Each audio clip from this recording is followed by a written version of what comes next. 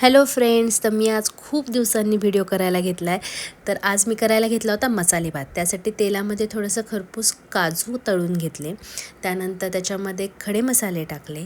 ते छान लाल झाल्यावर त्याच्यामध्ये उभा चिरलेला कांदा टाकला. तो छान परतून घेतला. तो एकदम लाल होईपर्यंत परतून घ्यायचा. थोडंसं त्याच्यात मीठ टाकायचं.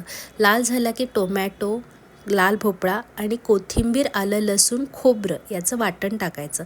त्यानंतर थोडासा बिर्याणी मसाला, काळा मसाला, लाल तिखट आणि हळद हे त्यामध्ये टाकलं. तेही छान परतून घेतलं. लाल भोपळा मी थोडंसं हेल्दी म्हणून टाकला आहे, तुम्ही अवॉइड करू शकता. त्यानंतर तांदूळ टाकला, थोडासा चवीपुरता थोडासा गूळ टाकला, उकळलेलं पाणी टाकलं. पाणी टाकल्यानंतर उकळी आणायची आणि झाकण लावून 3 शिट्ट्या आणून भात शिजवून घ्यायचा. तुमच्या कुकरनुसार तुम्ही शिजवू शकता.